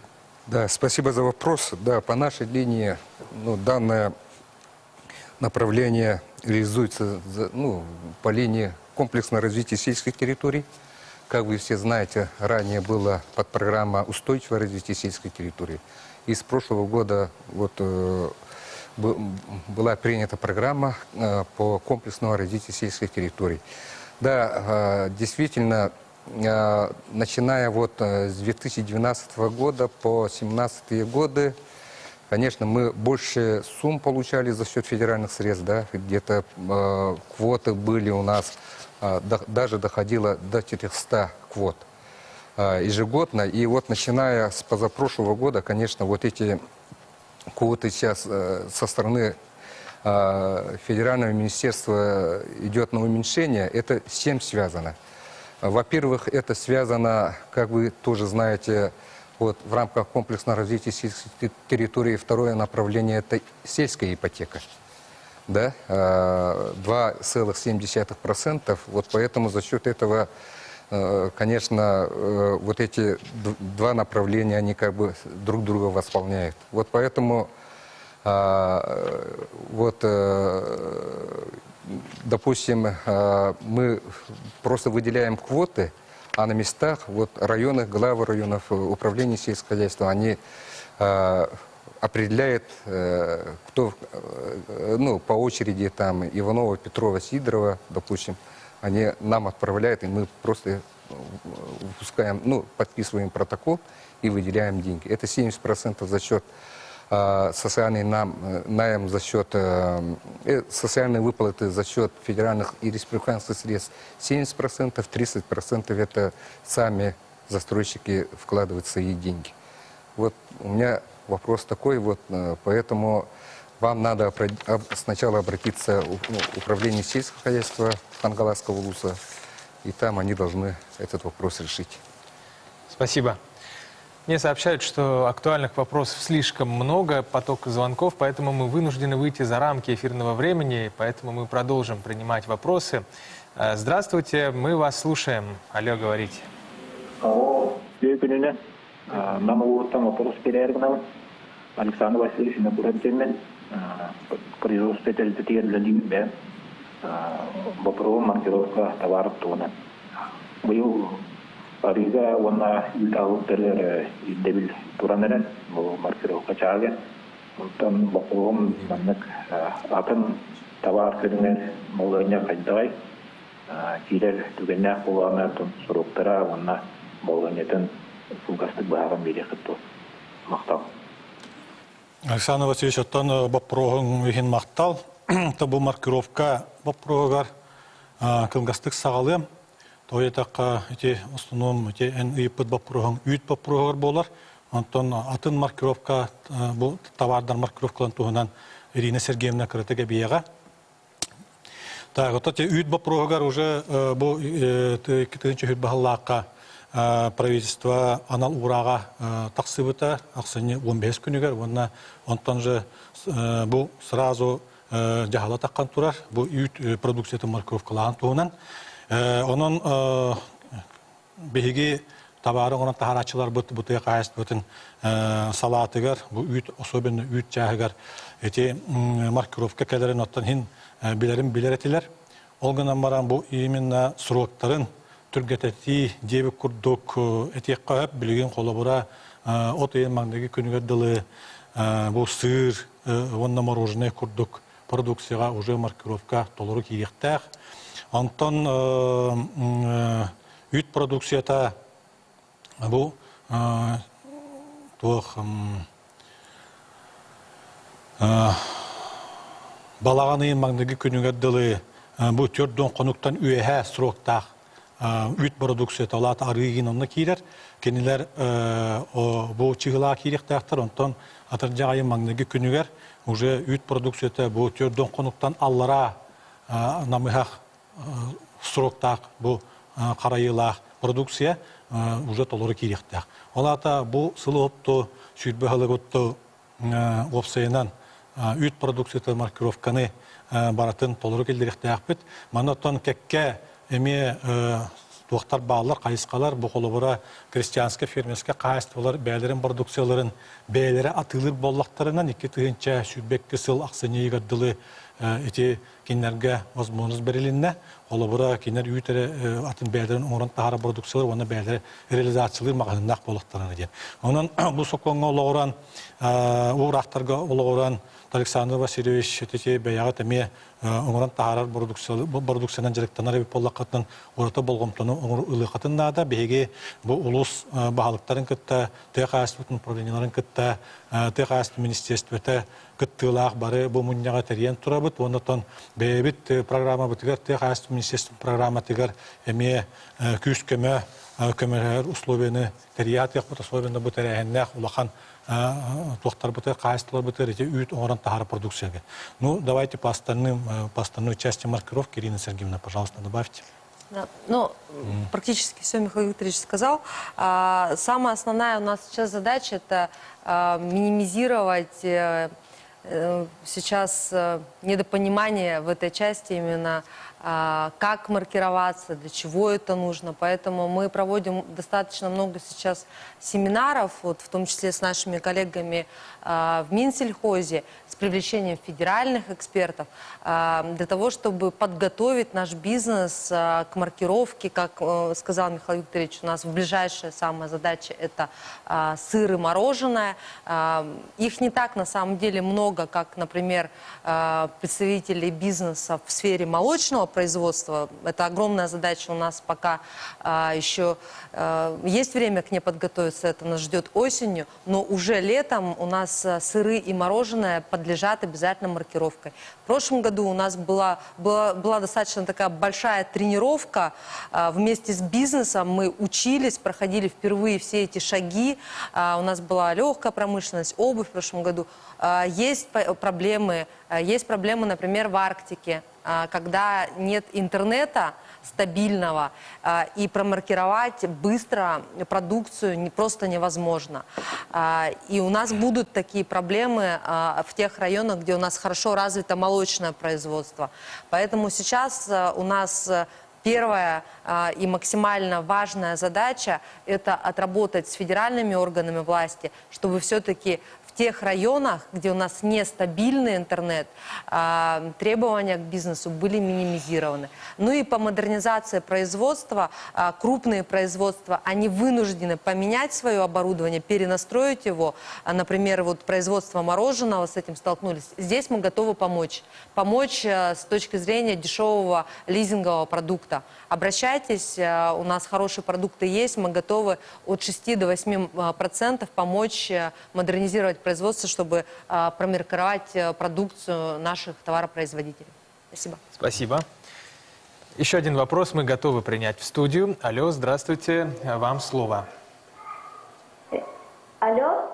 Да, говорите, пожалуйста, мы слушаем ваш вопрос. Здорово. Мен бұл мәңі қаңалас келгекеттен бағаны қайсыва Данилова Наталья Ивановна Ревин. Мен бұлағына мандық вопросақпын.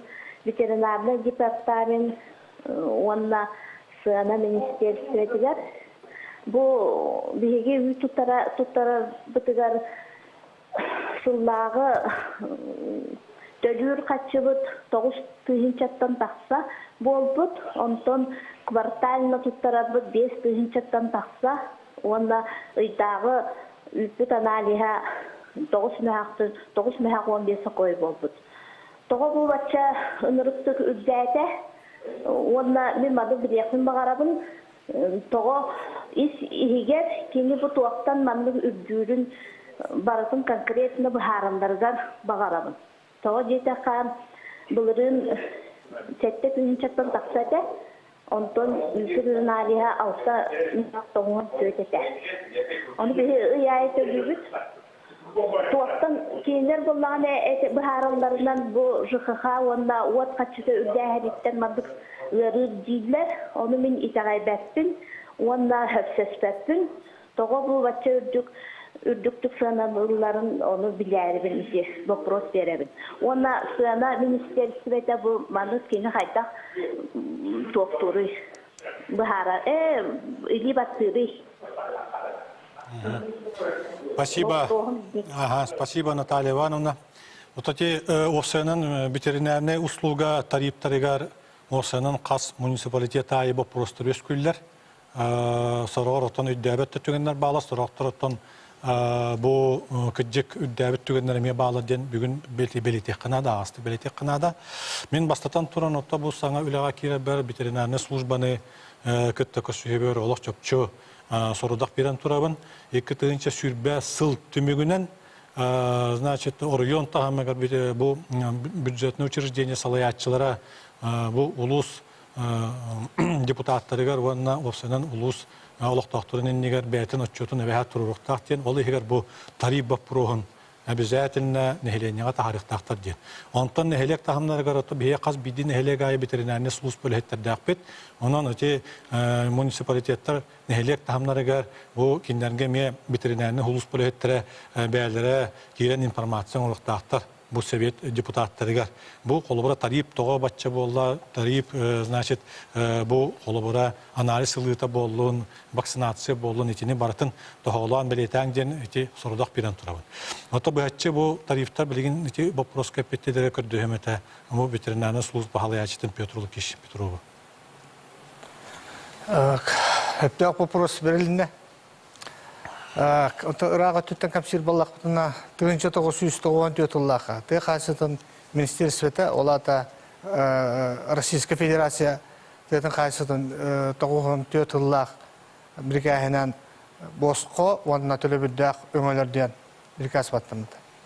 Сөп, ондан 2013 ұллақ қадылы тарифтар бір келім тұрбыттара, ондан 2013 ұллақтан Министерство экономики өттінен перкағынан қасылына индекс дефлятор ден. Олата хына барыдығар тәңе қамсарығар ден. 5 ылай 5, 4 ылай 1 бұрығар ден хылынай олар ехадер, ол тариф.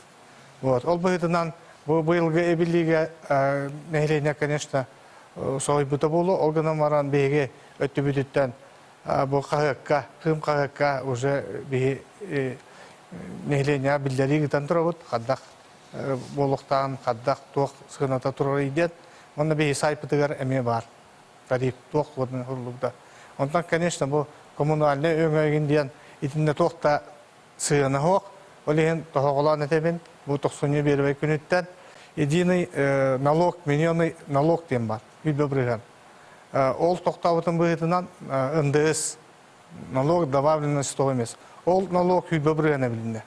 Бұл налоговый кодексқа оларды келбетіне хебәстен, үйбе бірген сразу білінне.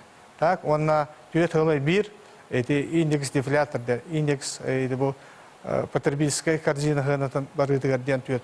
Онын опсая үйбе түйет ғылай бір бірген сығына білінне.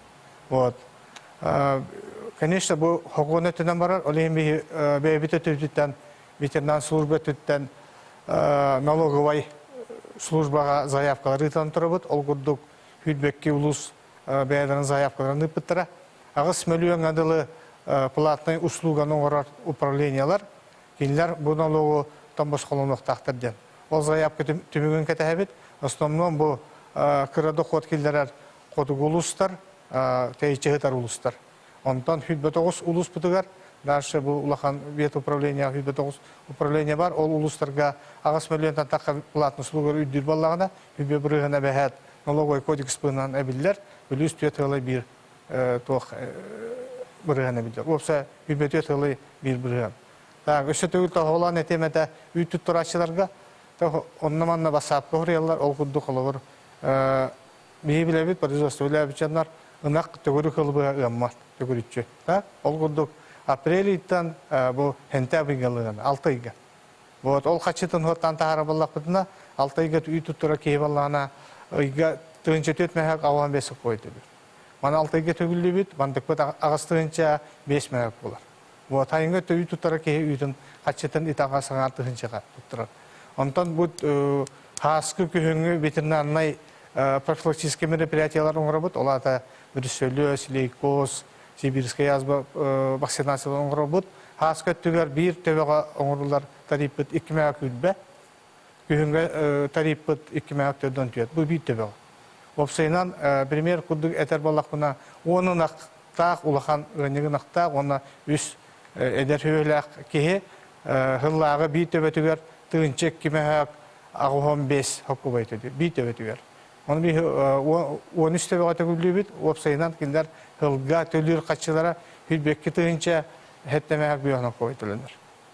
Тариф, оны механа бар хөптәқ тейханығын, бұл тариф бұтығар бейені, конечно, медицина күрдік лабораторный чинчейдер оңыра бұд, тоқ бар анализтер оңыра бұд, ол түмігінен бейге бұл ұры тұрарды, тұрбатты, бұл үйпіт, качестволақты оба пұрғығар бейге мәктейлей бет, бұл анализтер түміктерінен ветеринарна служба тоқ бар инстанцияларға бар тәгәреп беттер, анализтер түміктерінен.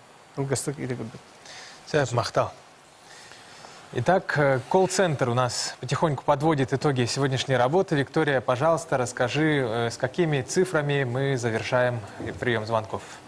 Уважаемые телезрители, до окончания отчета правительства остаются считанные минуты. Всего за 1,5 часа работы прямого эфира специалисты колл-центра успели принять от якутян более 80 звонков, включающих в себя порядка 100 вопросов. Как я ранее уже отметила, большинство из них касаются сферы сельского хозяйства, предпринимательства и туризма.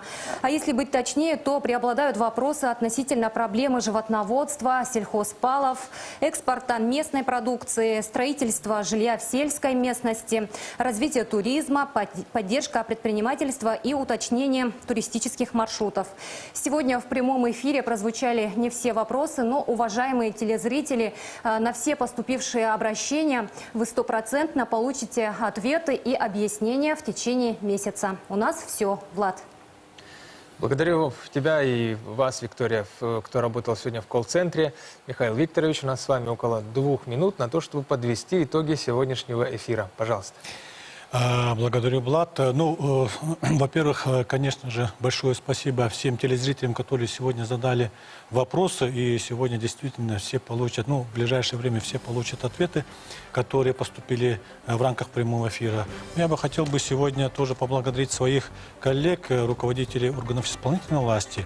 Что касается наших планов на 2021 год, они, конечно же, озвучены, значит, в послании главы нашей республики Арсения Сергеевича Николаева. Правительство по своей части, конечно же, еще планирует в ближайшее время, значит, озвучить план 2021 года. Что касается наших отраслей, то по линии сельского хозяйства это реализация указа главы республики 232 значит, стратегическое развитие, стратегический указ, который непосредственно влияет на жизнь жителей сельчан.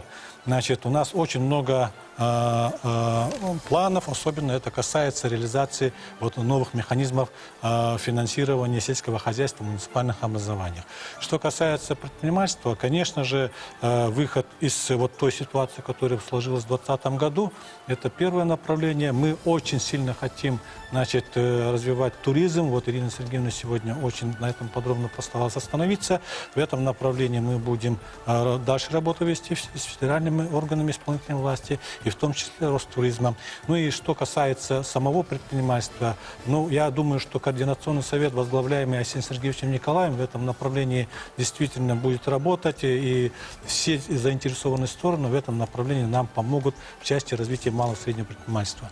Что касается развития арктической зоны, у нас все стратегические документы сегодня приняты, значит, что указ Путина Владимира Владимировича по стратегии развития арктической зоны Российской Федерации, наша стратегия принята, все нормативные акты у нас имеются. Я просто хочу остановиться, что в следующем году, то есть в текущем 2021 году, мы основной упор делаем по выполнению, значит, стратегии развития муниципальных образований северно-арктических районов и строительства торгово-логистических центров. И последнее, значит, у Петра Лукича, значит, то, что он озвучил, сегодня мы дальше будем работать по безнадзорным собакам, по эпизодической ситуации. У меня коротко все. Спасибо.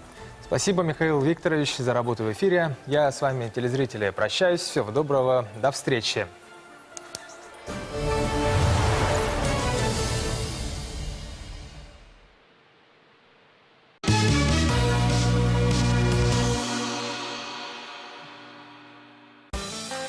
Проведи 23 февраля с телеканалом «Якутия-24».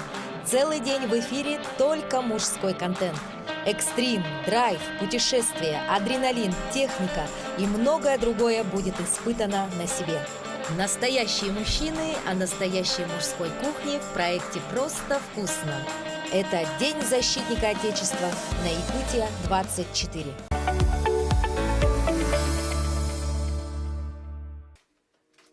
Семья Зухры из Залика Абдурагимовых из солнечного Дагестана уже более 20 лет живет в поселке Хандыга Тампонского района. В этом красивом интернациональном поселке на берегу реки Алдан у них появился свой дом и родились дети. Здесь же они обосновали свой небольшой бизнес, который славится не только в Хандыге, но и во всем районе. Смотрите, мой адрес Якутия, 21 февраля в 13:00 на телеканале Якутия-24.